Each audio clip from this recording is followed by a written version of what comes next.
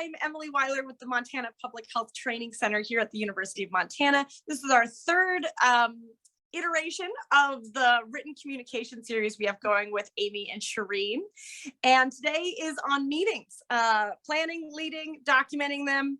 And so we are excited to have you. I will be here the whole time as always. So if you have any questions, feel free to throw them in the chat. And with that, I will turn it over to Amy and Shireen. Go ahead. Good morning, everybody. Thanks for having us. Again, Shireen Grugan from the Writing and Public Speaking Center at the University of Montana. I have lots of different types of meetings that I attend. Some are university-wide and they're mainly information sharing. I attend meetings with the team, so led by my boss and the other people who report to him. And then also the meetings that I spend the most of my time on are the ones that I lead with my staff. And in those, Amy is one of the leaders, and we try to make them useful, not a waste of time.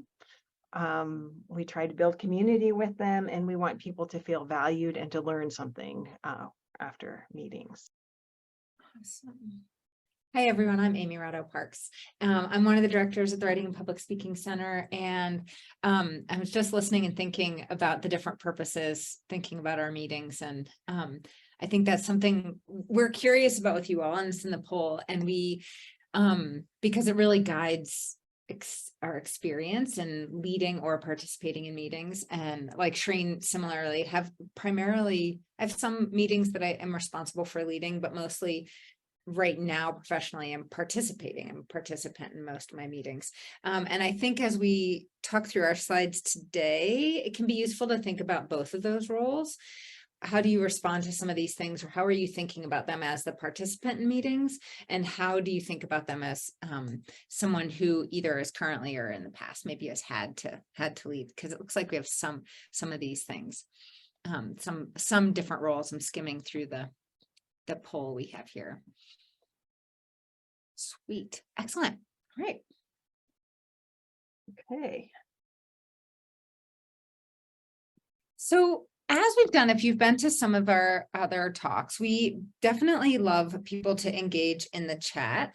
And we want to start out before, maybe more so with this one and then even the others, just to hear a little bit from you all about your experiences with meetings. Before everyone came in, we were talking about how meetings are a thing that we sometimes don't think very hard about. We just sort of have experiences in. We don't think about them as being strategic or like a way, something that we can really be in control of either as participant or a leader. So we want to just think for a minute, ask you to think about some of your best and worst experiences, and just to think for a minute about what are some of the traits of meetings that either you enjoy or feel successful, or I mean, because those can be two different things, or meetings that just feel sort of grueling or that you don't wish you had to go to. So obviously, you can comment in vague terms or, varying levels of specificity. We never know who works with, whom here.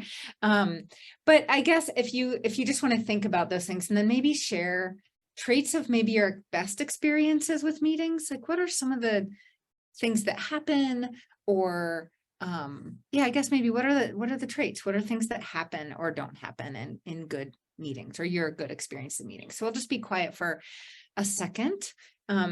And let folks post a couple, even just adjectives of good experiences. I appreciate that. Organized, on topic, forward moving. Rabbit holes.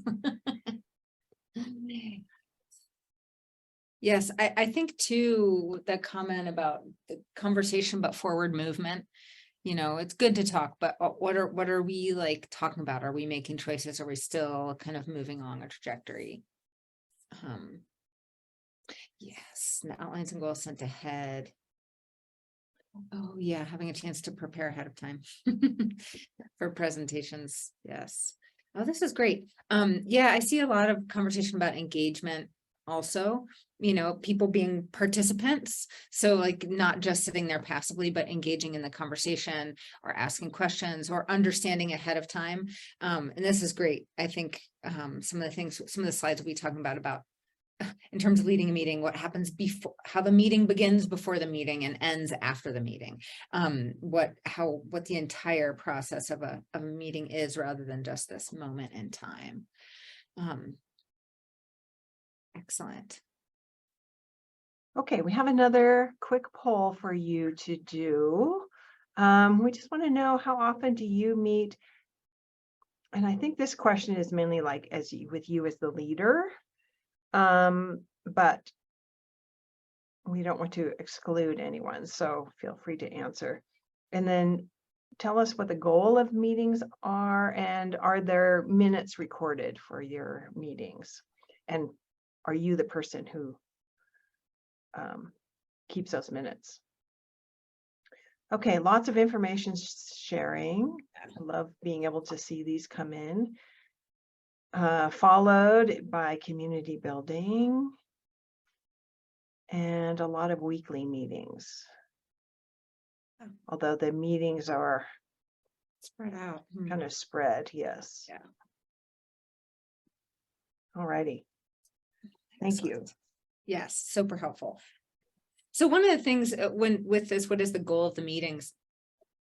Think if you've been in some of these, you'll see our familiar rhetorical triangle, which, spoiler alert, we'll also be using for the talk on Thursday, just because it's a great grounding thing to come back to in terms of organizing strategy of how to execute a project or a form of communication. So the thing I want to draw, what we've talked about in the past, if you are new and haven't seen this before, is how whenever we're communicating, whenever we're using, and this is in terms of writing, but it's also just in terms of verbal communication. So what is the, who is the audience, or who are the participants? What's the topic? Obviously, we have often a number of topics in meetings, but sometimes we just have one. And who is the speaker and writer in this case? Like, if you are the leader of the meeting, how are you connecting to the other people in the group? What is the topic?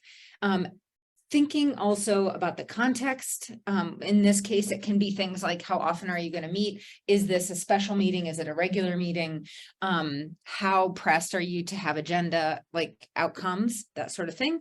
But here we also want to just focus primarily on the purpose and the intention of the meeting. So really understanding that sometimes as participants of past, like, we don't always just show up to a meeting without a history of having been in other meetings. So it's useful to think about how our past experiences or our expectations guide what we assume the purpose of a meeting is going to be, but how thrown off we can be if we don't know what the purpose is.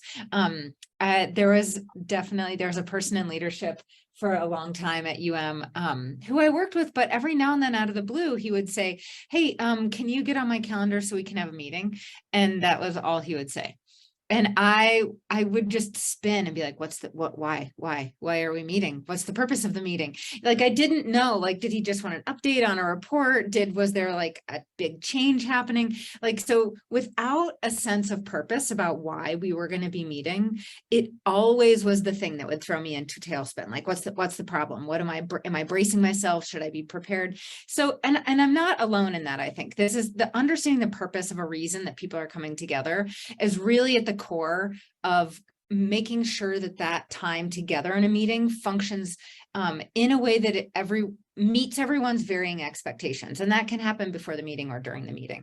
But there are a lot of different purposes. If I think I'm just showing up to share information, but instead we go from like sharing information and decision making to someone wanting to brainstorm, we're like, wait, what are you doing right now? Why are you brainstorming? I thought we already brainstormed and we're making a choice. So sometimes behaviors, when we're looking at how people are engaging in a group, we're like, there's maybe a mismatch of understanding of what the purposes are. Like, are we exploring the issue, or are we trying to make a decision about it? Or are we doing both? Or are we actually just here to build community and connection? Are we sharing stories?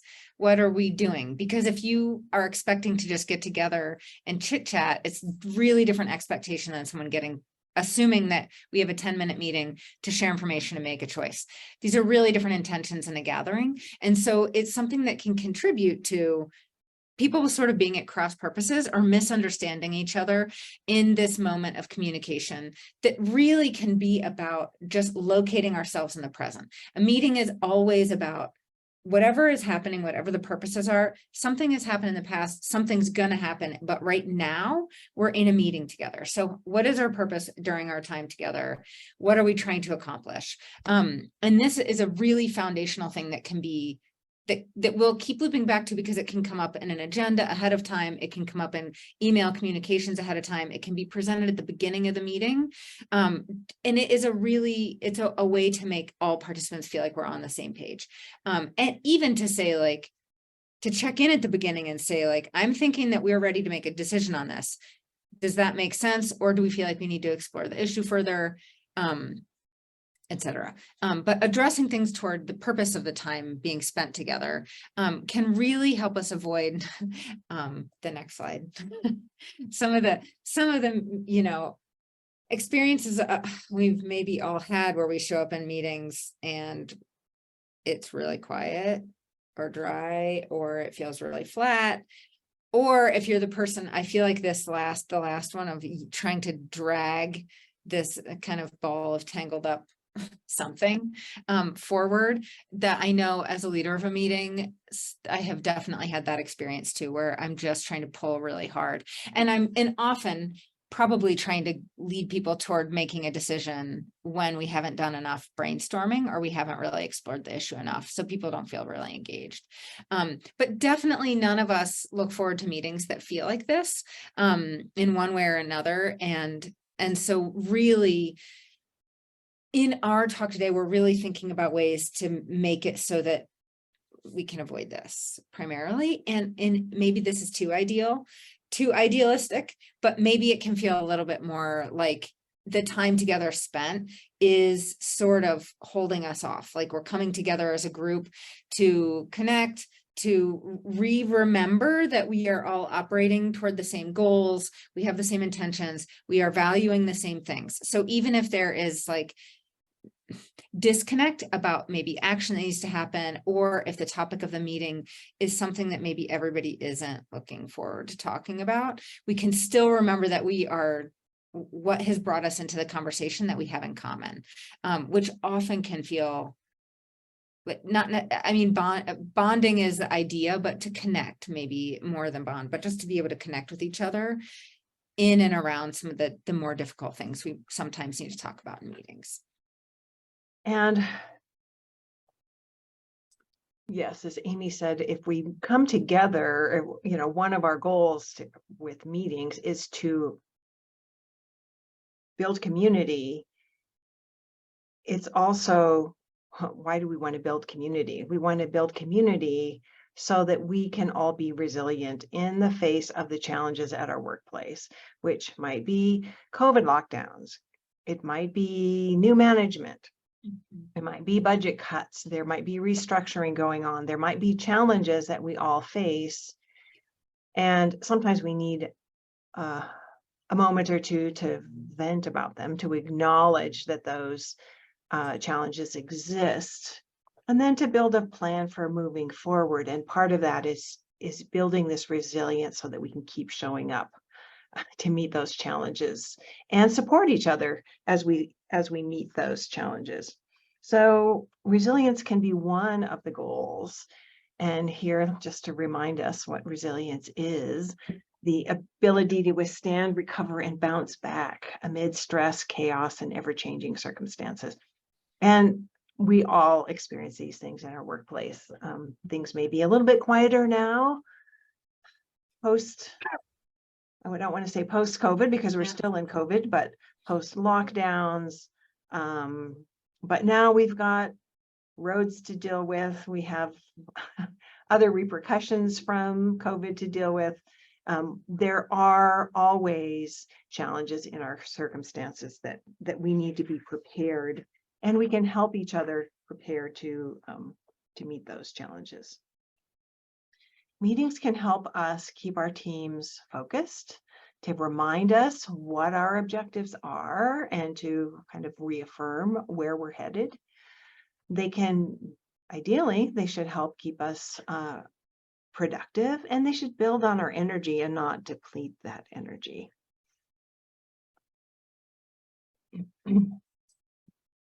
And so how do we do that? And if we can practice making our meetings, even as participants or leaders, if we can practice making connections with people who are in the meetings with us, if we can share our perspectives and maintain a healthy perspective about why we have meetings or why we're facing the same challenge again. Meetings can help us accept change together and adapt together as a unit, individuals, but also a unit that's moving toward shared goals. Meetings can help us, ideally, make decisions and take action, and to be clear about what those are at the end of the meeting. I think some of your comments, and I know certainly my frustration with meetings is when I feel like we're not moving forward. We don't know what to do next at the end of the meeting. And of course, we want to maintain perspective and a hopeful outlook, ideally, after our meetings. Excellent.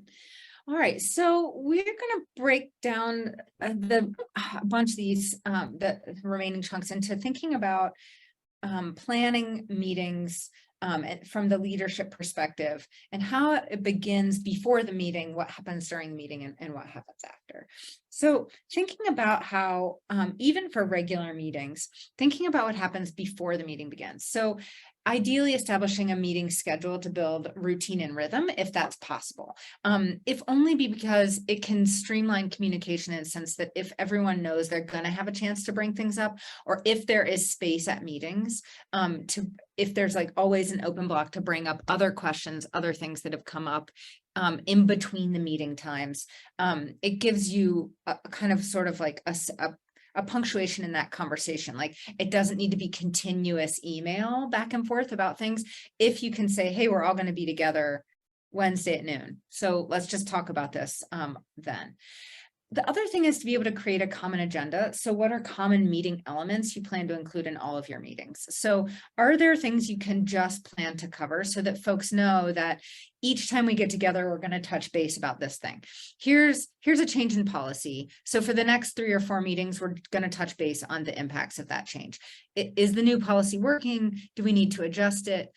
What's happening, or for example, like with the schedule, how is the schedule working? Do we need to adjust that? Is that a question of concern for everyone, or is this a question that needs to only address small groups? So thinking about things that you can predict that are useful to talk about each thing, whether it needs to be to just connect and remembering those different purposes.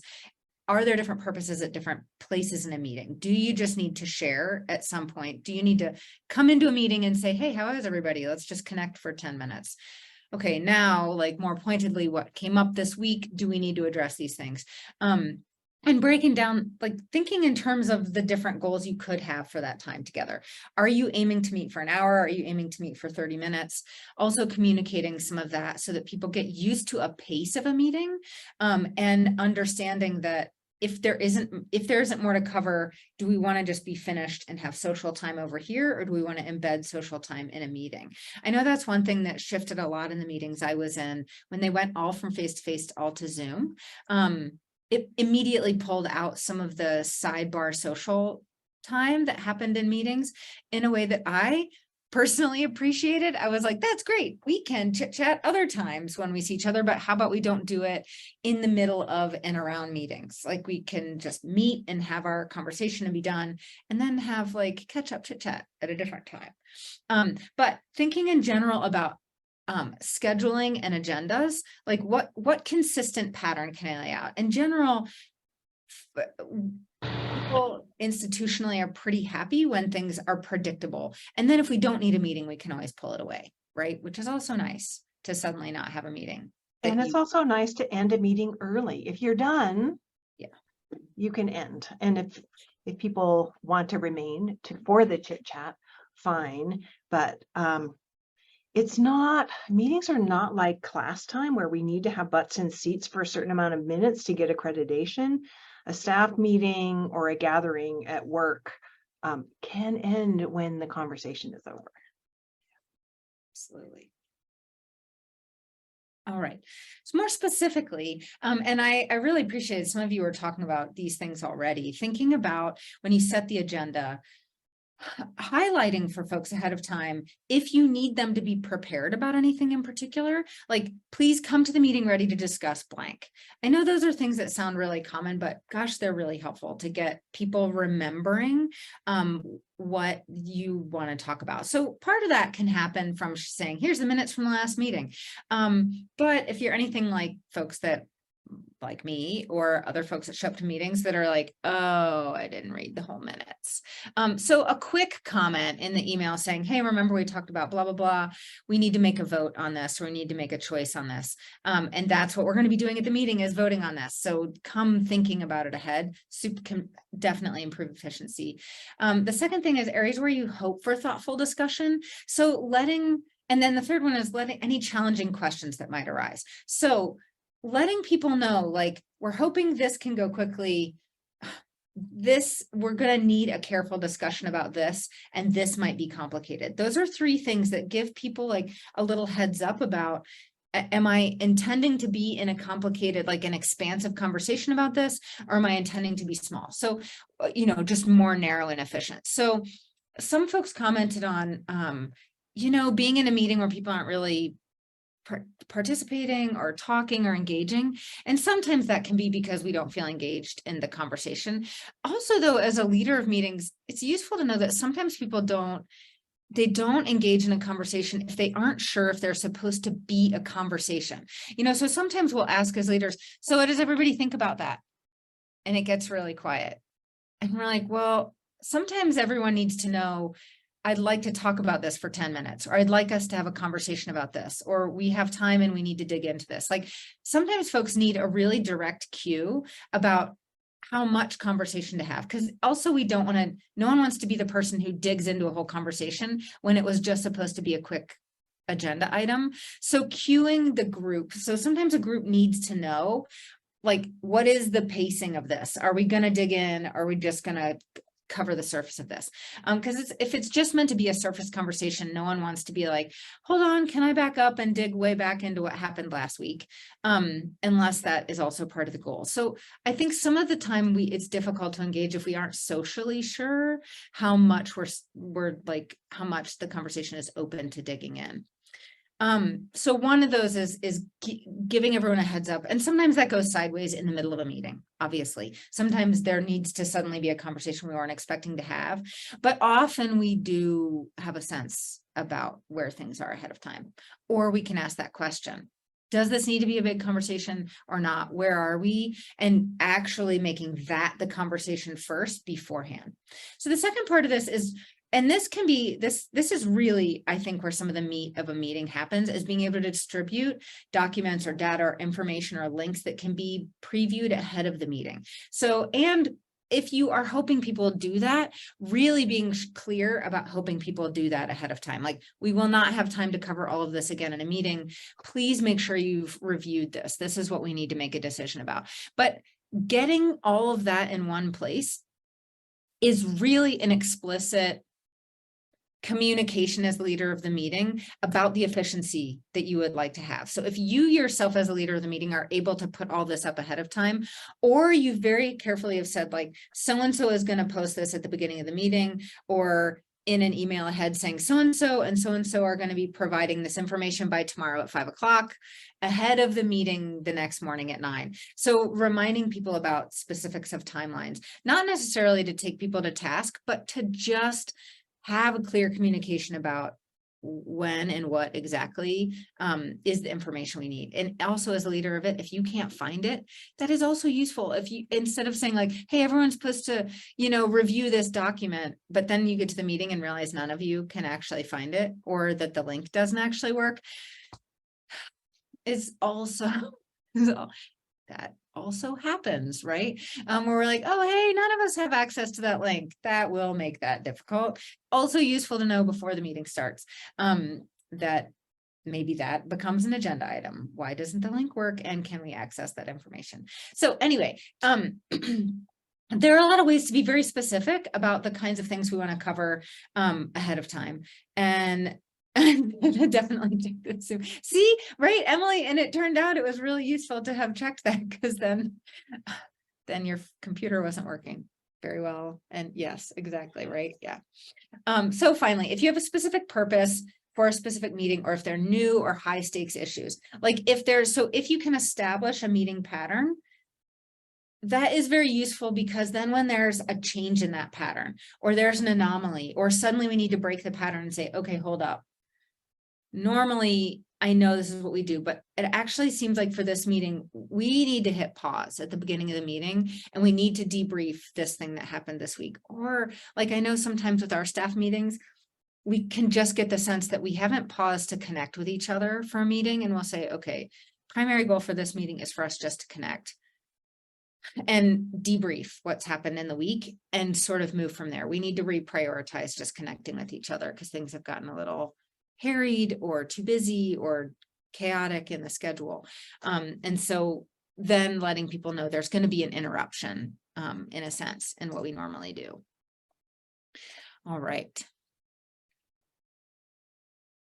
So during the meeting, so if you prepared well, during the meeting should be easier, right? If you're clear about what your intention is for the meeting and what your goal is for the meeting, and if you have made that explicit to your team,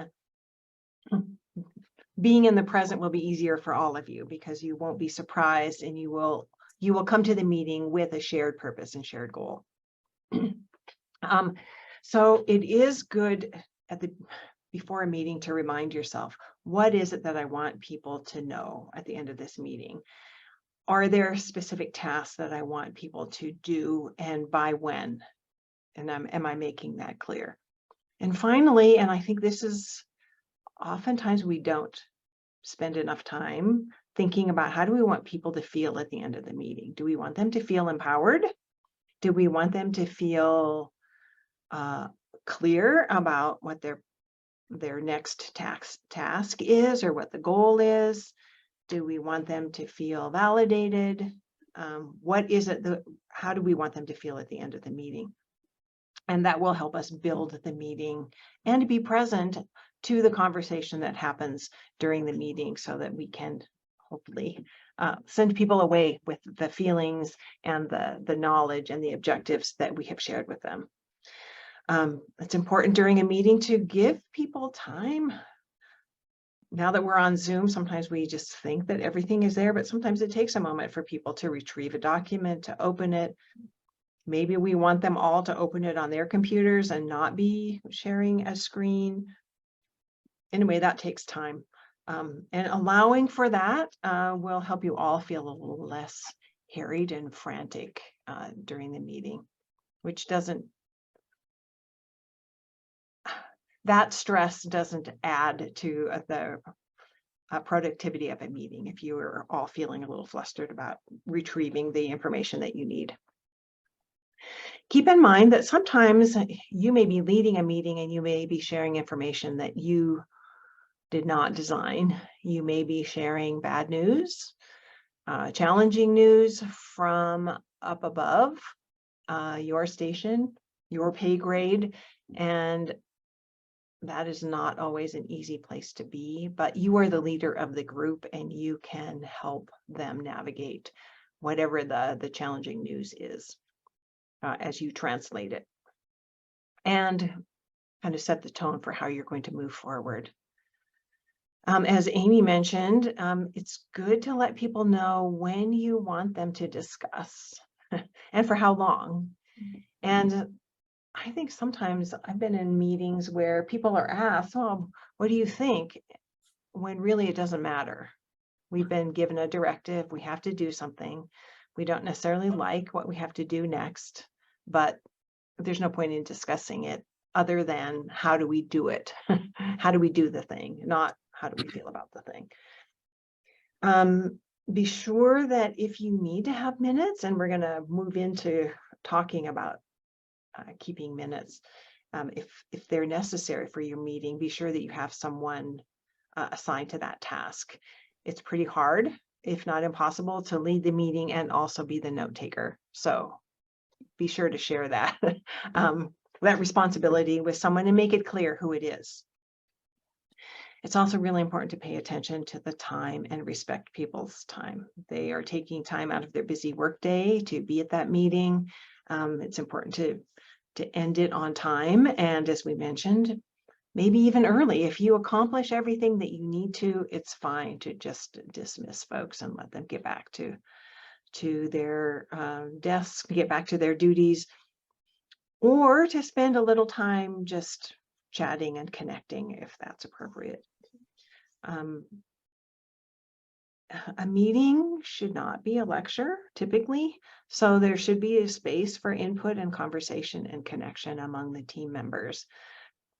If the purpose of a meeting is only to transmit information, you might also consider, are there other ways we can deliver this information? Is it better to send an email to everyone or a memo rather than calling a meeting?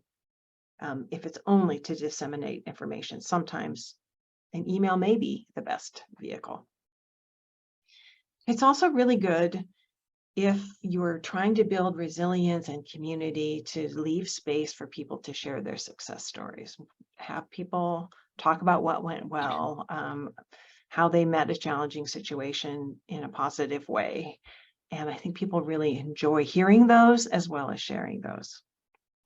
And also using it as a space, like sometimes we default in meetings to spending our analytical energy on analyzing why things are not going well, or what is frustrating or difficult. And it is also just as productive and honestly a lot more satisfying sometimes to use that same analytical energy to analyze why something worked. Like, why did it go well that time and not others? It feels really nice to break down exactly why something went well, because sometimes it feels mysterious. And sometimes we're more likely to be like, I don't know, it was just lucky. But really, we're less likely to be like, that terrible day was just unlucky. Often we're like, that terrible thing was probably my fault.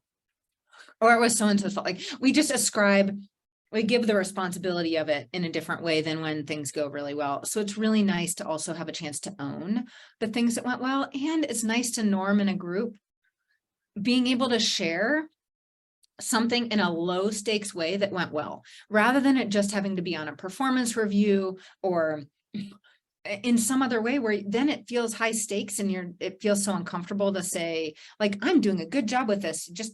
It can feel strange in a group unless it's really been normed. And one of the easiest ways to norm it is to just keep it low stakes in meetings, to be like, tell us something that went well or that you were happy about this week, even if it's just your own time management or holding yourself accountable to going for a 30-minute walk and getting away from your desk and coming back. Finding things to just make space to talk about whatever has gone well. Yeah. I know it's one of my favorite things that happens in our staff meetings, and people get in the swing of it, and it makes the meetings feel really upbeat. And, especially later when someone's like, also, this thing really did not go well. Can we talk about that? We're like, I think, sure, yeah, it makes it, yeah. Creating space for the success stories also allows time for people to be a little more vulnerable and say, yeah, and then this did not go well.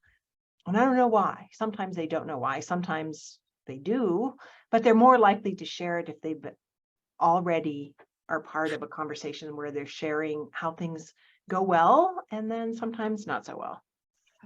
Or this felt extra good because the last 5 times I tried, it was a disaster. Yes, so we do hear more of those in that context. And it's so validating to be able to share about those things. All right, so we're thinking about after the meeting, and obviously this blends in with the in the meeting. So I want to talk a little bit about the art of meeting minutes. I know, as someone who has taken minutes in a variety of different meeting contexts, how different it can be with different groups. And I mean, to some extent, the goals of meeting minutes are all the same, and to some extent, they're really tailored to the group you're in. So I like this way of thinking about meeting minutes as as a record, as sort of an archival record of a conversation that happened. But I like, so very pointedly, if we think about that rhetorical triangle, what is the purpose of minutes? The purpose of minutes is they're records that help stakeholders quickly understand the purpose and outcomes of a meeting. So the idea is not a play-by-play of what's happening in a meeting, because that would be just a straight up recording and having someone listen to that whole recording again, which sometimes is important or useful, but a really distilled version of what happened in the meeting, so that if someone wasn't there, they would really understand the meat of what happened in the conversation and what the outcomes were. So if someone is just reading through the minutes, can they be brought up to speed with, you know, if you missed a meeting and you follow the minutes, can you be up to speed in that conversation? So I like this also, this idea of focusing on capturing actions, unless your organization or your meeting really needs to capture everything word for word. The real gist of it is, what happened? Did people vote on this thing? If you use Robert's Rules of Order, you know, when did the meeting open? When did it close? What actions were taken? What did we decide? So if we're keeping track of choices made, that can be a really good way to focus your attention if you are the minute taker. I also love this idea of using a template. So a template, I'll just say a couple things. There are minutes templates that exist online, which are interesting, but it's just as useful to make a template based on looking at past minutes. So if you are new to note taking, or, you know, or if it's something that rotates in a group, it can be really useful to have time to just look through and say, like, how has this group been keeping minutes? Do we always have a comment on the agenda? Are we always going to be commenting on these sections? What, you know, even if it's like communication, business, action items, those sorts of things, even if you're just sort of filling in there. But it's nice to have a template. As the minute taker, it can feel like just a barrage of information happening, especially when we're in a moment of discussion. So thinking about, say, a complicated discussion and how much of that we want to convey, like, you can take tons and tons of notes. There's the note-taking portion of it. Then there's the revising of the minutes to actually be shared with other people. These are two different processes. But in terms of like preserving your attention while you're taking the minutes, getting as much as you can, but making sure that you're really focusing your attention on the actions. And that can happen a lot through building up templates. It can help you narrow your attention to some extent and making sure you're capturing the important pieces of a big conversation.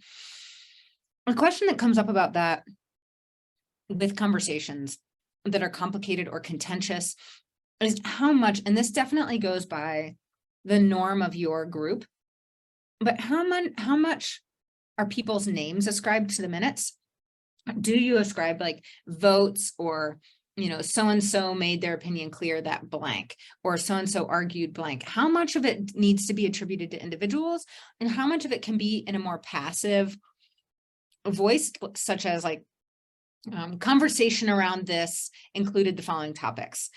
Some individuals argued blank, other individuals argued blank. Can it be more neutral, like a more aerial view of what happened in conversation, or does it need to be more pointed?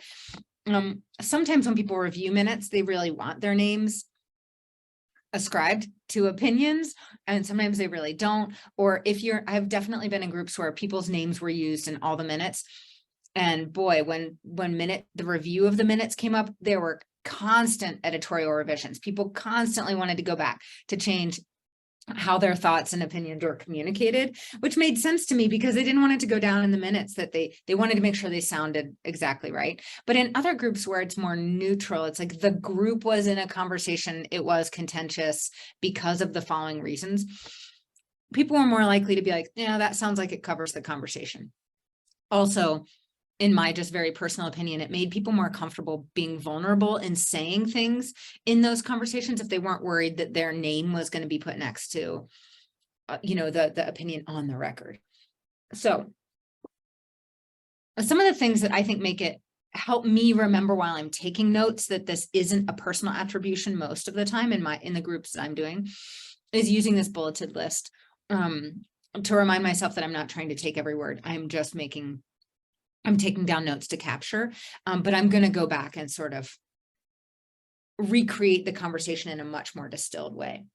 All right. So lastly, just watching out for some key phrases in conversation, like, we need to, or we should, or I'm going to check, so thinking about things that are going to result in action. Let's find out more about blank.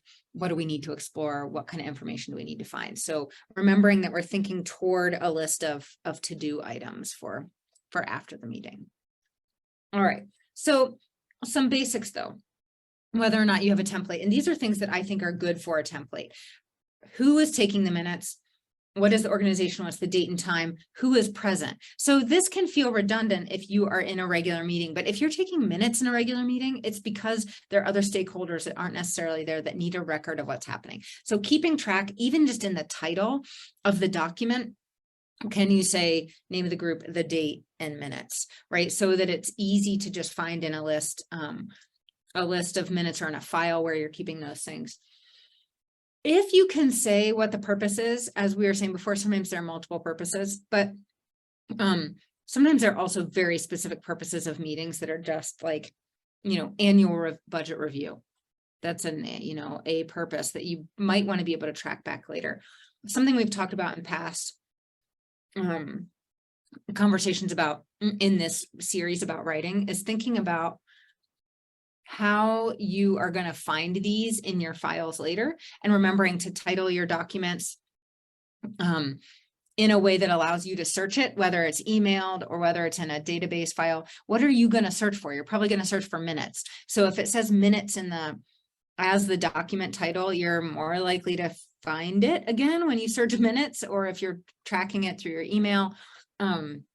Also, other folks are really clear about what they're opening if you're sending it as an attachment or a link. Also, if there are people doing reports, offering really short summaries, if there are announcements or reports at the beginning. But the real meat of it, decisions made, alternative actions or options discussed, follow-up items, including like, have you agreed on certain roles or responsibilities? Have individuals said they would do blank? What do we want to keep track of? Because that's often when we go back and go, wait, who said they would be on that subcommittee? No one remembers like 5 days later in the heat of a meeting. But hopefully someone wrote it down. So-and-so said they would be in charge of the subcommittee and that they would, bring this stuff back in by December 5th. Those are the things that we just lose track in the context of being in a conversation of a meeting. And it's so nice to have someone write it down so we can go, oh yeah, that's what it was. I can go back to the minutes and see what I agreed to. But also as a leader of a meeting, you also need to be able to go back and go, oh, but you did say you would do it by the 5th. You can go, oh God, that's right. I forgot I said I would do that by the 5th. Sometimes we all just, get carried away in a meeting or like, I can help with that. And then forget that we agreed to help with that. So these are some of the things when we go back and as a reminder, we want to make sure we have in the meeting moment of the taking of the minutes, but then we have the revision of it. So that going back through and saying what needs to be included and what can be left out. Now that the meeting is finished and I know the whole overview of it, the goal is to be concise. The goal is for it to be what needs to be historically documented. What is a continued conversation that is going to keep going in a next meeting that I need to show what happened with it, who agreed to do what, do we have dates, do we have outcomes, do we have decisions made. When you're going back to, you want to make sure minutes shouldn't have any editorializing. So the minute taker should be invisible in general, unless it's normed really differently in your groups. Minute taker is just a fly on the wall that can attribute their own thoughts and ideas to the conversation, or say, I might say, Amy contributed blank, even though I'm also the person taking the minutes, right? But the minute taker shouldn't say, however tempting it could be. And the conversation continued on for longer than anyone thought it would, right? It's not a thing. I know we say it jokingly. Sometimes it's really soothing to put those things in, but you have to pull them out, right? That's not what anyone needs to hear later. So minutes don't have any opinions in them. They are just a statement of what happened. All right. Oh, you're muted, Shereen. Yeah, it's important to remember what the purpose of the minutes are. It's not your take on the meeting, but it is a record for stakeholders, and the stakeholders are often just internal to the meeting. A lot of times it's other people aren't reading the minutes necessarily, but to keep track of the decisions made. I was like, oh, what did we decide we were going to spend on scholarships this year? Oh, okay. I don't remember. We talked about it and I'm not sure what we decided. So Yes. minutes help us keep track of those decisions, because we do forget, because we play multiple roles and we have different meetings that we attend. Yeah. So yes, keep in mind what the purpose is. And All right, remember so- that the minutes are not the only communication. And again, they are not the main communication. They are a record. If the purpose of the meeting is situated in your workplace as a part of your team building, a part of knowledge building and growth and forward movement, things shouldn't just end after the meeting. There should be perhaps a follow-up email, just reminding people, okay, we decided this and here are the things that are due by next week. So just a reminder, and any follow-up or any clarifications. If the meeting ended and there was some confusion about a particular item, you can clarify that by sending a follow-up email, so that you are staying in touch and you are also signaling that things are moving forward, right, as a result of the meeting. Yeah, and then it's a continued conversation. You Yes. know, the meeting is part of the conversation, but the conversation continues afterwards, just in terms of everyone staying on the same page with sharing, you know, especially if you couldn't find information in a meeting or was requested, some of those, like, you know, here's what else, you know, folks said they were curious about this. Here's what we found. I love when people, like, a really nice follow-up email is really lovely, because it also just reminds me one other time that we did have that conversation and that I did agree to do a thing, right? Without it being taken to task. It's just part of the flow of it. We have a meeting, then there's a reminder. And so it isn't, if we only remind people about deadlines and responsibilities when we think they've missed them, that can be hard. Like, people don't want to open those emails. So this is another way with groups to remind folks that communication isn't about being taken to task or being held accountable. Communication in an organization is about continuing a conversation. So the email itself can have multiple purposes. Say, thank you so much for helping me dig through the difficulties of this policy. Right. Thank you for helping me think carefully about the potential impacts. I think we made a good list. Like, really, we need everybody in the group. We need everybody's input. And so being grateful for what exactly that input was when we can be is really useful. I mean, you can also use it as a space to acknowledge when meetings went maybe sideways. We're like, wow, we really got stuck on blank, which was awesome. However, we still need to make this choice. Can we vote by email? Right? Like, you know, this wasn't exactly what we planned. Maybe it was really useful, but we still have this other thing that needs to happen. Anyway, so viewing the meeting as part of the conversation and the follow-up afterwards as also part of the conversation. Yes, and it's the follow-up can also kind of help recalibrate, right? So maybe your main goal was one thing and then the conversation drifted and you covered many other things, but you want to remind people of what the main goal of the meeting was, or the main action item was, just to kind of remind people, right?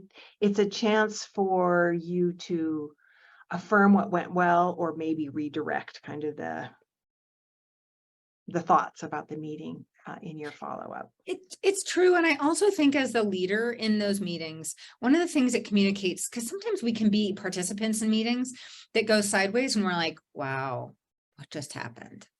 Like, I don't know what just happened in that whole hour. You know, it's kind of disconcerting. And if you're new to working with that group, or if you're the new leader of the group, also you can have that same feeling where you're like, I don't even know what just happened in that meeting. So the recap afterwards is really helpful. Also, in terms of just leadership, to be able to say, like, as leaders, we we have our hands on the reins in some ways, and sometimes the reins need to be super tight, and sometimes they need to be looser, but sometimes they get too loose, right? We're just sort of like the reins are way loose and a thing goes a little bit sideways, but the way to bring it back in is that follow-up, to be like, okay, well, I got a little, sometimes we just need to say like, I did not keep us on track, and we didn't quite get to this thing, but it's a way to bring the reins back, not to hold them too tight or say, I was way too uptight in that meeting. I did not let conversation happen in the way it seemed like it needed to. Maybe we can do that in the next meeting, etc. So trying to find that balance, especially if you're new to a group, and using that follow-up to recalibrate a little bit, because we all often can be pretty self-critical after we've been running a meeting. And so that follow-up is yes, like you were saying, Sharina, a good way to recalibrate, reframe for ourselves and also for everybody else. Yes. Yeah, it may be a corrective, or it may just be just affirming what happened. Yeah. And this slide is, again, just to remind us, what is the purpose of the meeting, and what are your goals? What do you want your attendees to feel, think, and do? And as Amy mentioned, it is an ongoing conversation. A meeting is only part of the workplace and the workflow. And if you can build in a routine of the meeting and have people know what to expect beforehand, what to expect during the meeting, and then kind of a affirmation of what happened afterwards, then they get in a rhythm that can help them be productive. And rituals and habits allow us to adapt to change and allow us to deal with challenging situations, because we have something that anchors us and our purpose at work. And I see that we have just a few minutes left. We can open it up for questions or comments if you have them. And I will throw up another little poll. You guys can see there. And in the chat, I'm going to throw a link to one of our little evaluation surveys. We really appreciate folks taking the time to fill those quick things out, give us an idea of what you thought of the training, what you'd like to see us do in the future. Make sure I've got the. And I just want to add one final thing too, while folks are doing that, especially folks where we spend a lot of time in meetings, it can be easy to lose track of the fact that they are one of the spaces where we just are connecting with the other people we work with. So they can feel at times like, oh, they're just in the way of the things that I actually need to be doing, or like they can start to take on their own whole like identity in our workplace, but they are really the place where we are connecting with the people we work with. And that is always something that I think it's always the very, very first most important thing. And then the work that needs to happen beyond that, even if it's the 99% after that, that first 1% about connecting with the people in that space is just the first place to think about how you're planning a meeting. I know when I look back on my work life, and I've had some jobs that were not very fun and not very interesting, but if I had good connections with the people I worked with, I was able to do the work that may have been disagreeable. But then I've had other jobs where the work was interesting, but I didn't feel connected with my colleagues, and it made it so much harder to show up and to do the work, right, when I didn't feel connected.